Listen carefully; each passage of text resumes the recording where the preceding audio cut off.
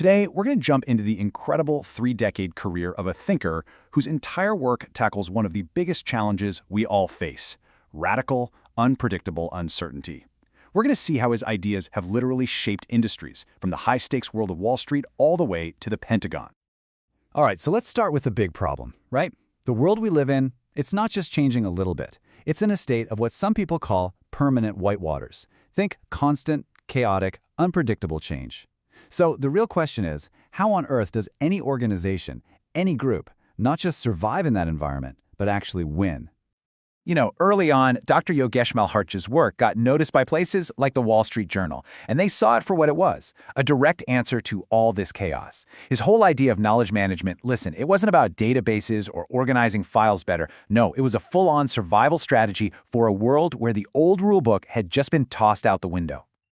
So if you're going to fight this totally new kind of problem, this radical uncertainty, you need a new way of thinking. You need a new framework. I mean, the old models, the ones that were just based on looking at the past to predict the future, they were breaking down left and right. It was absolutely time for a complete rethink. And this really gets to the heart of it. On one hand, you have the old model, prediction. It's all about using historical data, and that works great until it doesn't. In a real crisis, it just completely falls apart. But the new model he came up with, anticipation of surprise, now that's different. That's about building organizations that are flexible, that are adaptive, that are actually ready for the thing nobody saw coming. And this is the key. His definition of knowledge management was never just about computers and data. It's a framework built on what he calls a synergistic combination.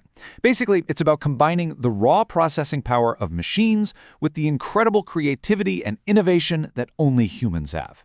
It's about people and tech working together, each playing to their own unique strengths. Okay, so you have these big, game-changing ideas. Where do you take them to prove they work? Well, you go to the most complex, highest-stakes environments you can find: Wall Street and the Pentagon. And we are not talking about some abstract academic exercise here. His frameworks were put to the test in the real world, advising hedge funds and massive institutions like JP Morgan, dealing with assets on a scale that's just hard to even imagine. We're talking over $1 trillion. And he wasn't just consulting on the easy stuff. He was tackling the absolute hardest problems out there. After the 2008 financial crash, his work was all about managing critical liquidity risks, handling the risk of those super complex financial models just blowing up, and even countering what they call black hat strategies. That's basically when rivals are actively trying to find and exploit weaknesses in your systems. Wild stuff. But it wasn't just the world of finance that was paying attention. The U.S. military also saw just how valuable this kind of thinking was.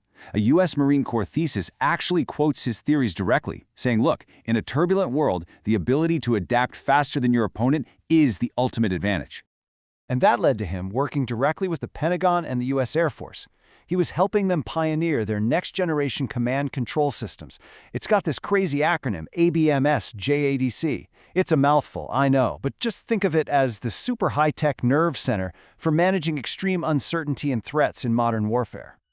So you have these incredibly practical applications in finance and defense. But this is where the story evolves and takes a huge leap into the future, to a vision that goes way beyond what we even think of as AI today. See, his work started to push back against the very limits of today's AI. Because when you think about it, most AI, including all these fancy neural networks, is still based on that old model, right? It's all about predicting the future by finding patterns in the past. But what happens when the future looks nothing like the past? What then? And this is what led to his next massive idea: quantum mines. Now, this isn't a sci-fi movie plot. It's a whole new way of thinking about human-machine teams. These systems are designed specifically for what he calls quantum uncertainty, a level of unpredictable change that is so radical, so intense, that the future has almost zero connection to the past.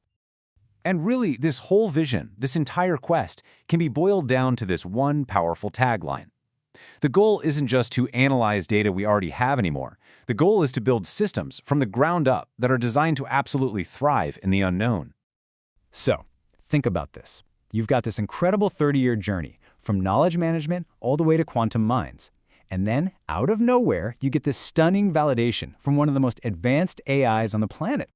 Get this.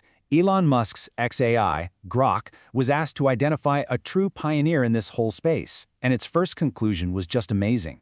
It called him a polymath, recognizing that his 30-year career is this unique thread that connects all these different fields, finance, defense, AI, into one single powerful framework that's aimed squarely at our post-AI future.